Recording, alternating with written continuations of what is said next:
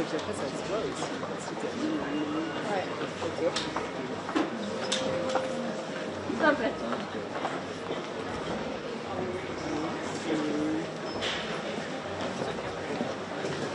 C'est vrai qu'il y a aussi de la faire manger à tout le monde.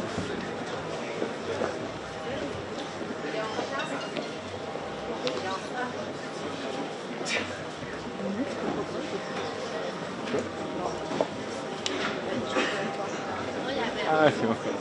Oui.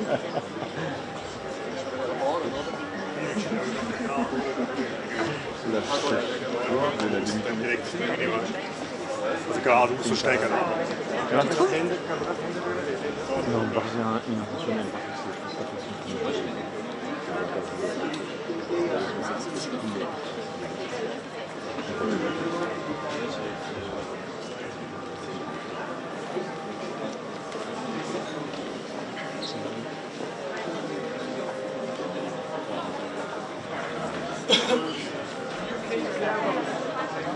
C'est ça.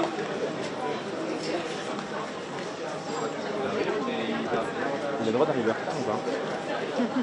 Au WEF, on peut arriver en retard, c'est 14h07. C'est suisse et tout. Il va pas avoir On peut lui interdire la scène s'il est pas là. Écoute, j'ai déjà vu que la session de ce soir de Saïd, il y avait 18h20 ou 18h. J'ai l'impression que l'agenda est en train de glisser. Alors moi, elle m'a déjà dit à 18h20 hier. Ouais, ok. Enfin, même avant-hier, quand on a passé mon badge, elle m'a dit... Oui, donc ça avait tout tard et ça avait déjà eu.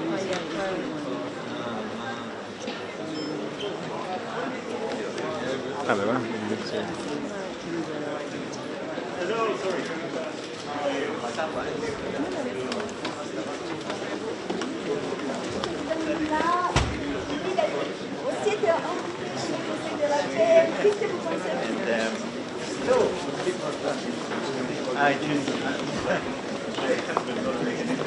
Paola. Monsieur le Président, bonjour. Vous allez bien? Comment allez-vous? Ça va? Bien, et vous? Est-ce que le président américain... Je ne vais pas faire une interview en marchant sur des choses sérieuses. Est-ce que le président américain nous Un point de non-retour a été atteint avec... Merci à tous. Merci à tous.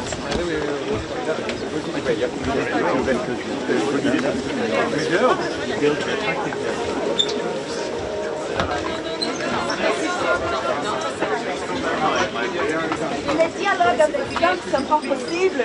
Does Europe need a stronger response to America?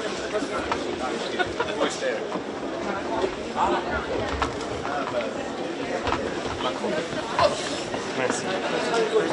Hey, hey, hey. Hey. Yes.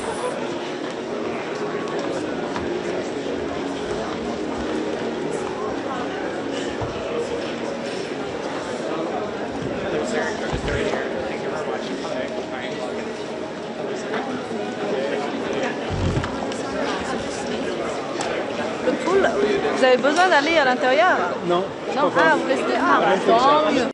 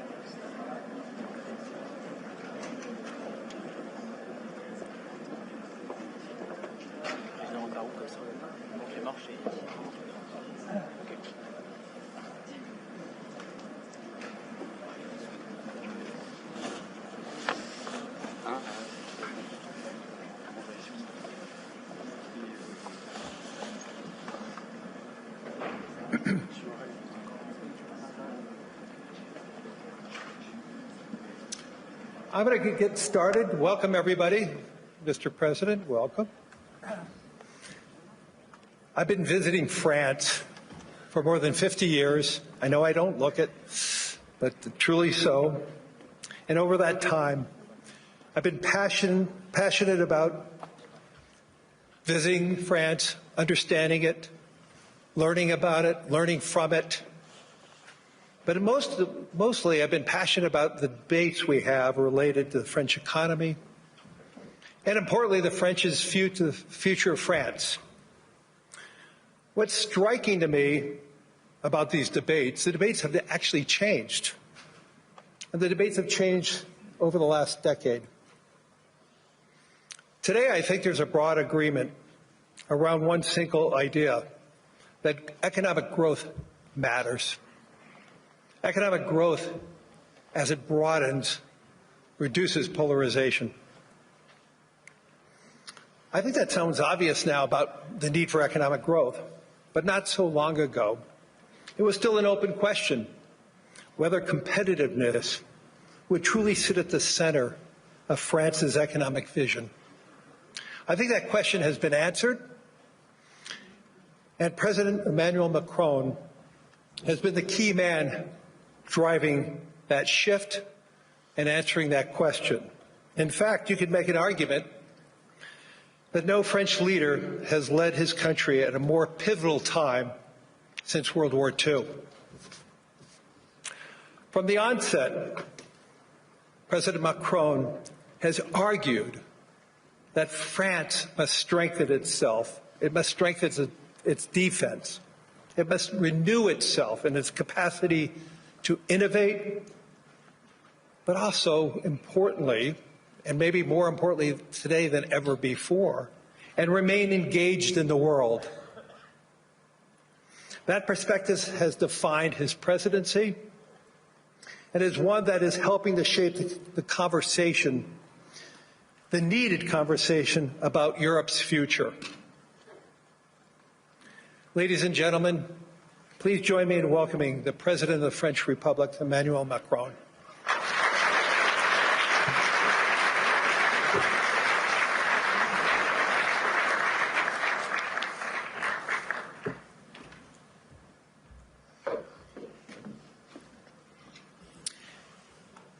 Thank you very much, Lai, for your words.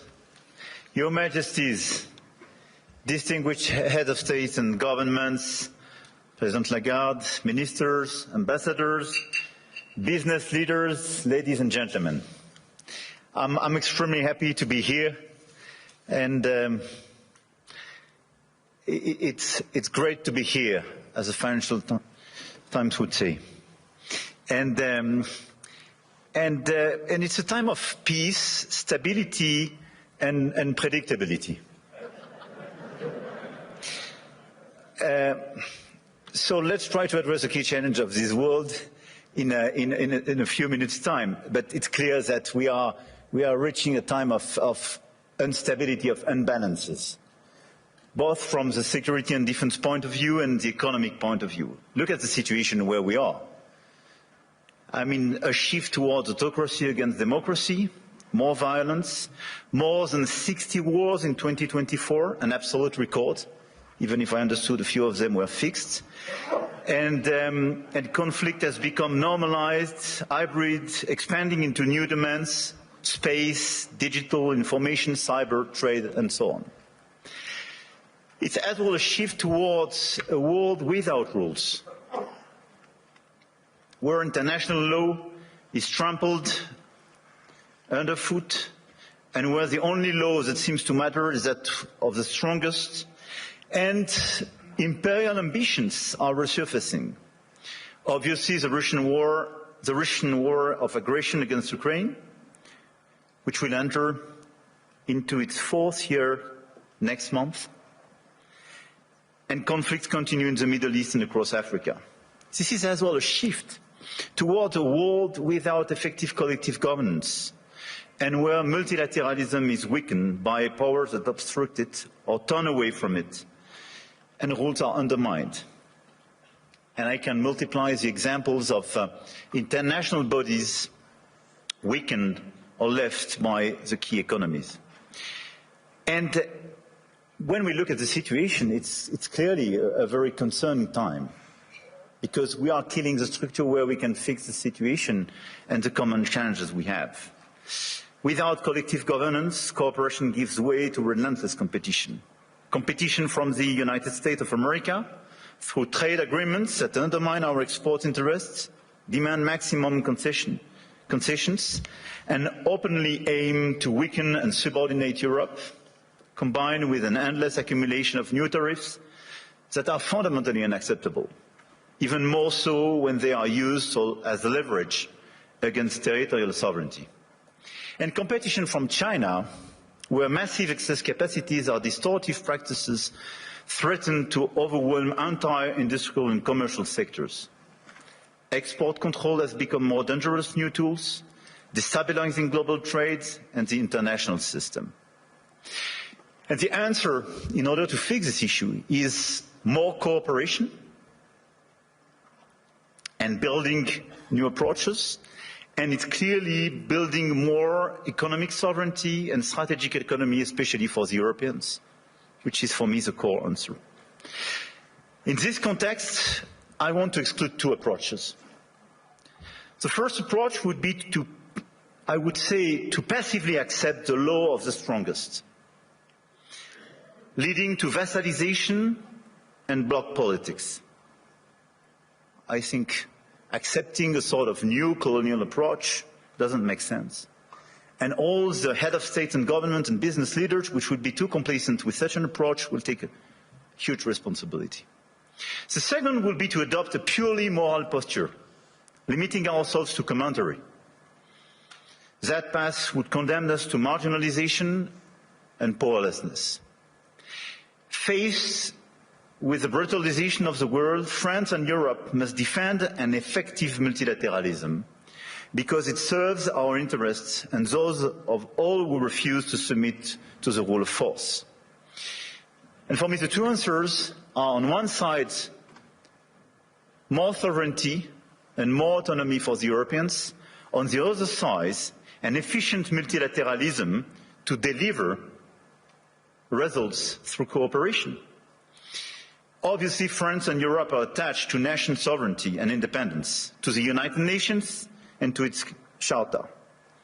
And it's not an old-fashioned way to live multilateralism. It's just not to totally forget what we learned from the Second World War and remain committed to cooperation.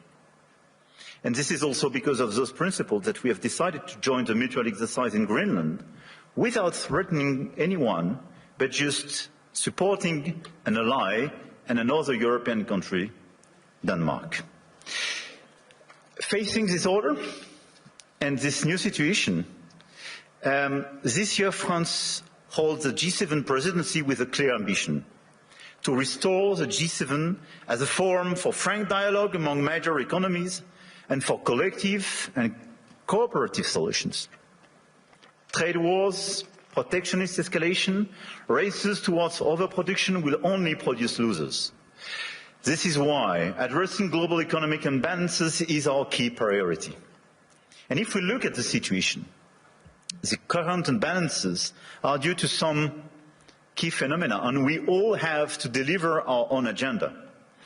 This includes American overconsumption, Chinese underconsumption and overinvestment, and European underinvestment and lack of competitiveness.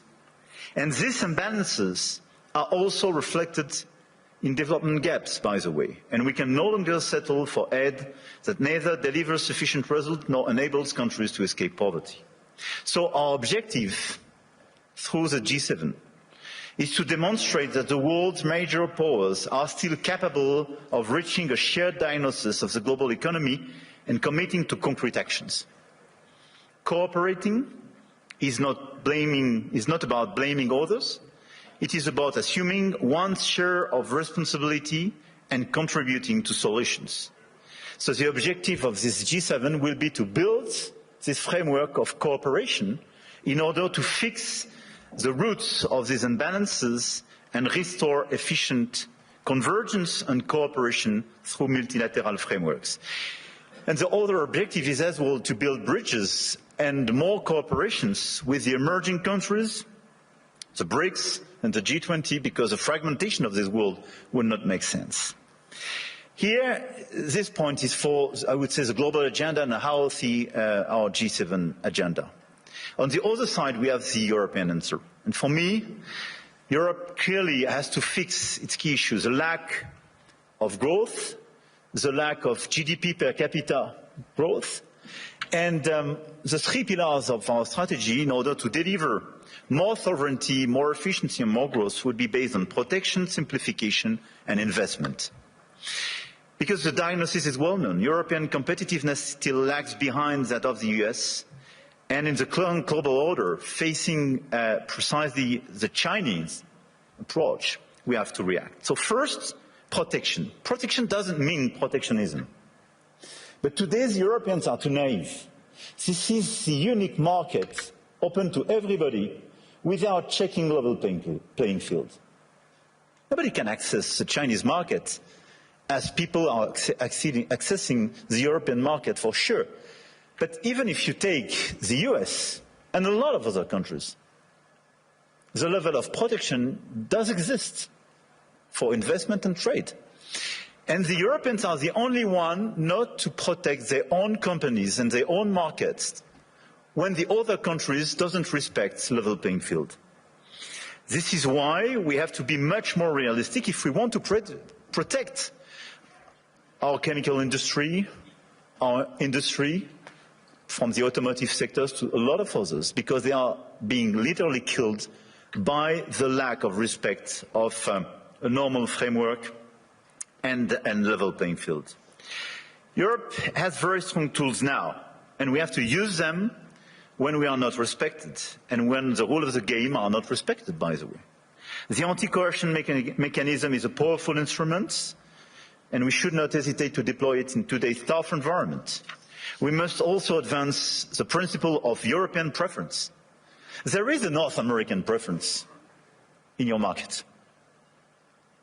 There is no European preference today. We are progressively creating it, and in the latest documents and decisions taken by the decisions, we do have the first examples of that, but this is extremely good.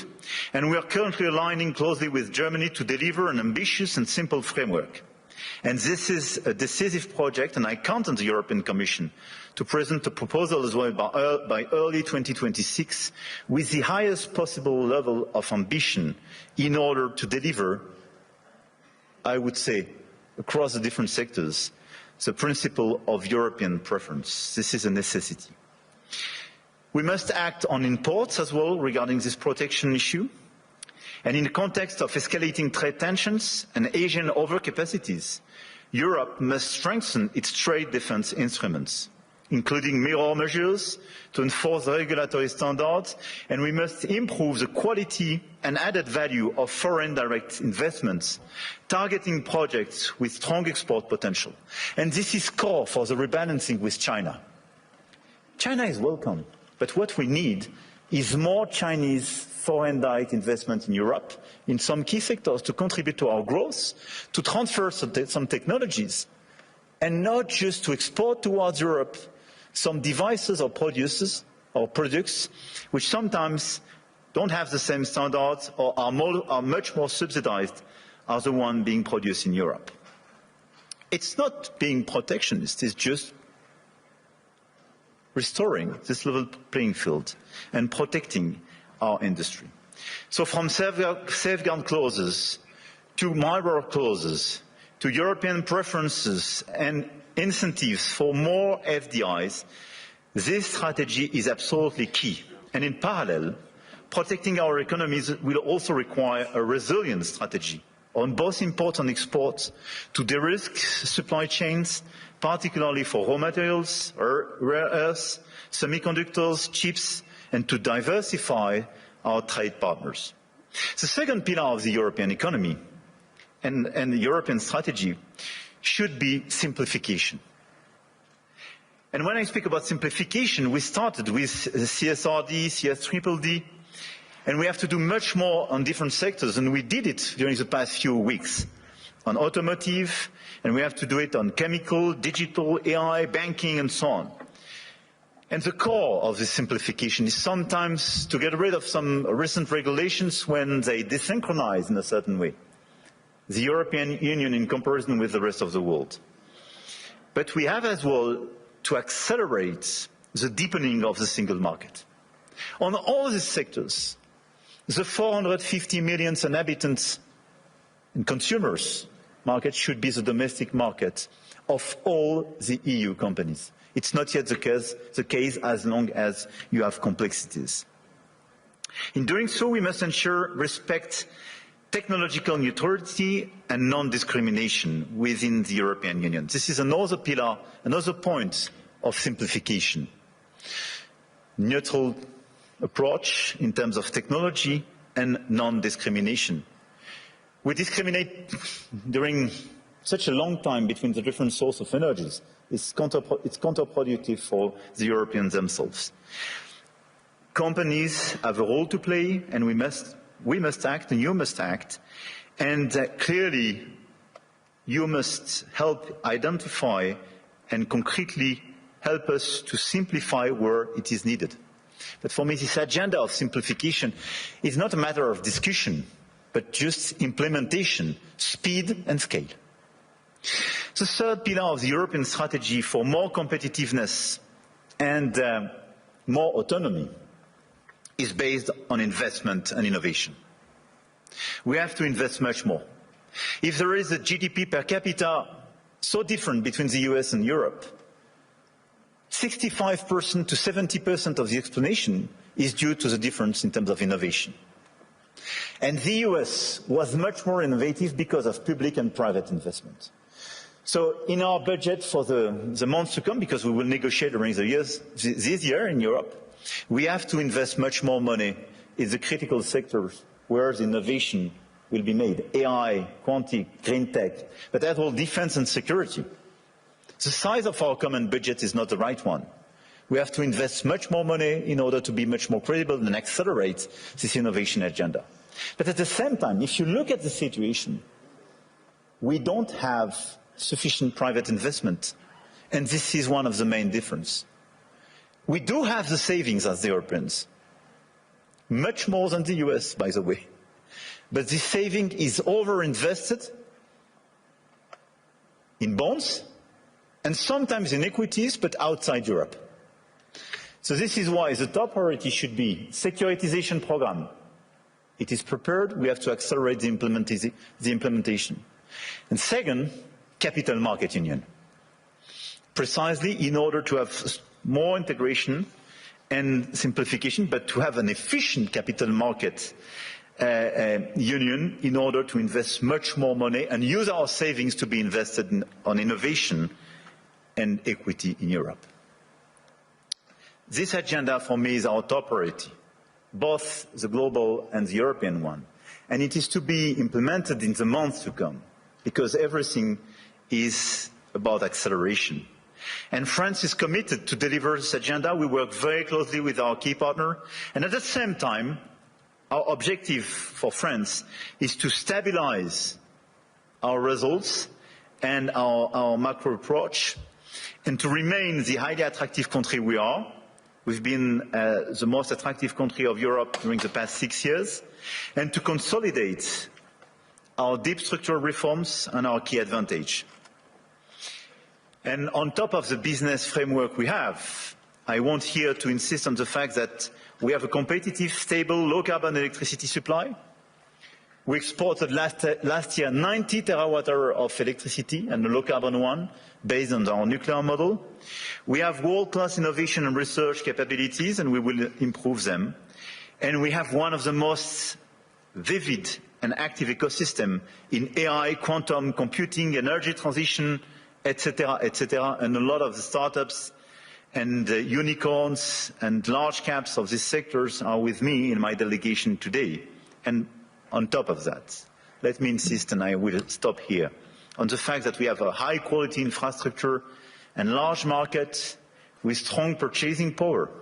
And we have a place where rule of law and predictability is still the rule of the game.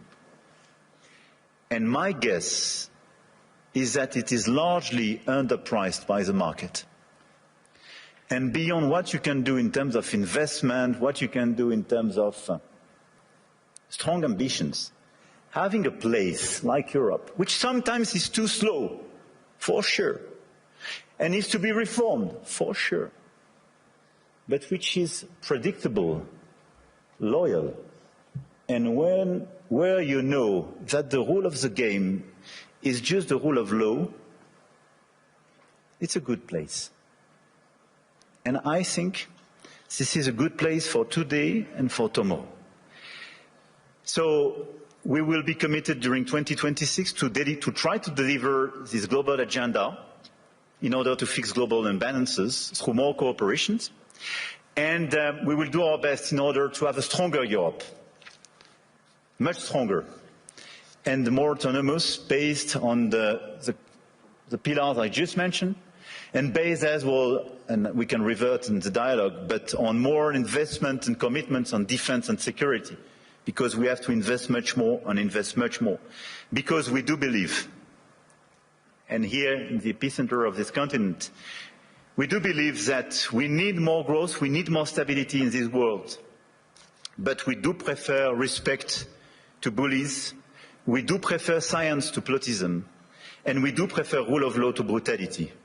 You're welcome in Europe, and you are more than welcome to France.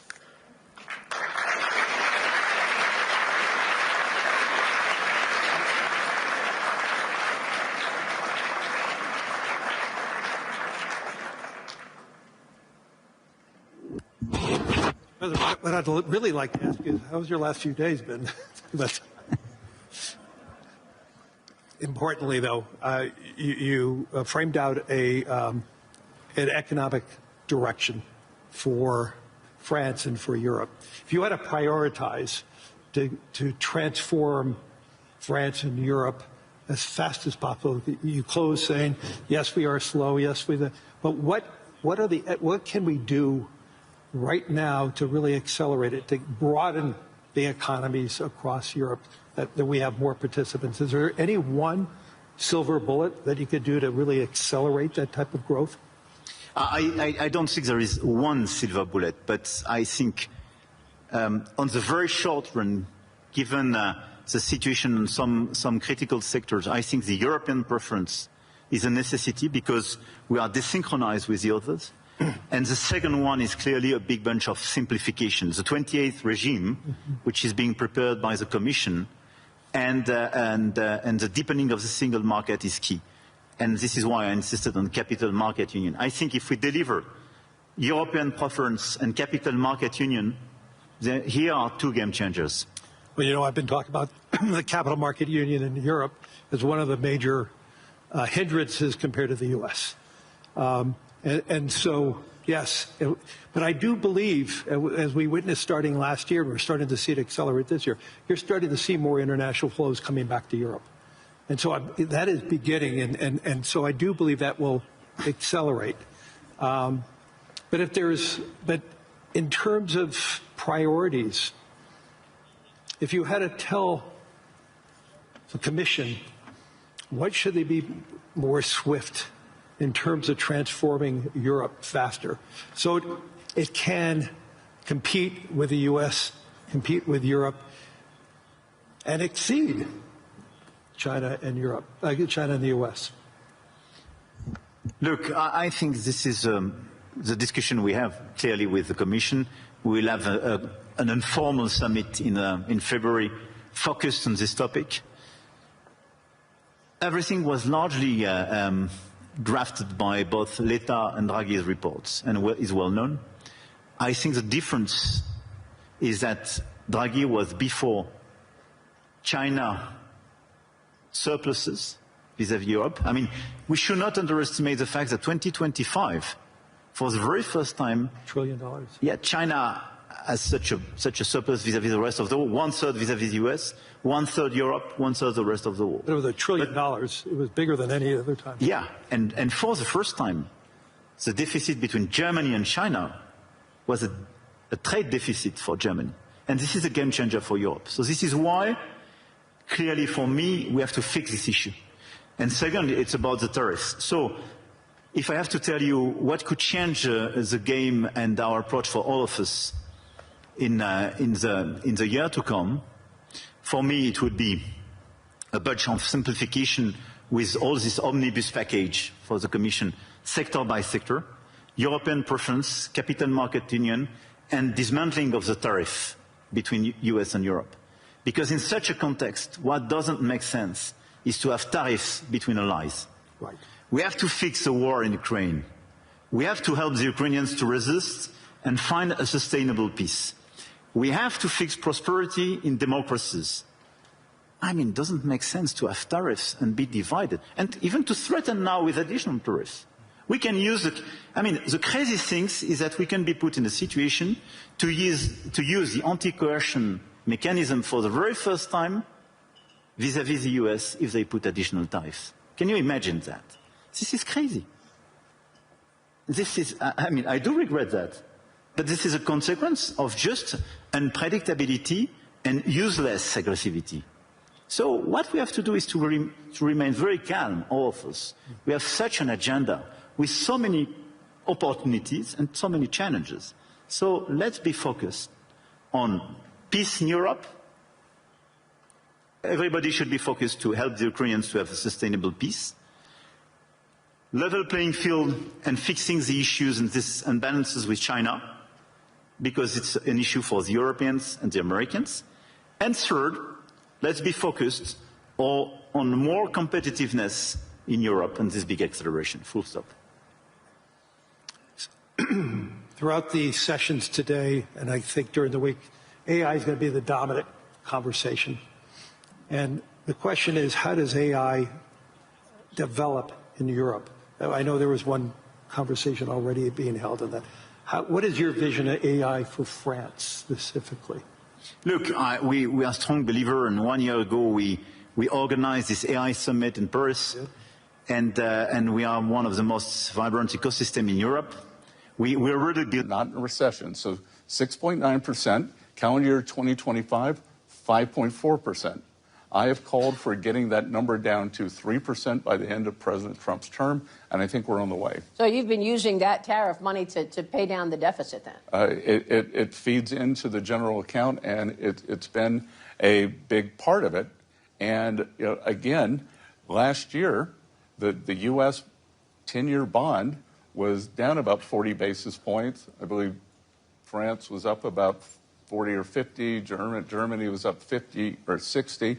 U.S. bond market had its best performing year since 2020. And again, back to your point that after liberation,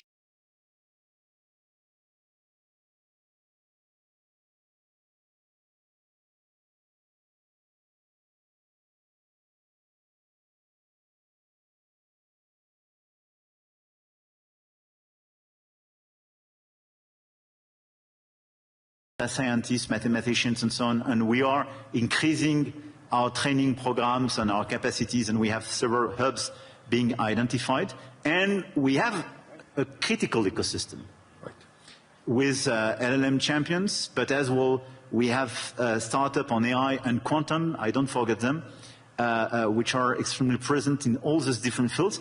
One of the best evidence of the attractiveness and this vibrant ecosystem is that Jan LeCun when he decided to leave Meta and set up his own company, established it in France, a few weeks ago, which is for me a good evidence. Big win.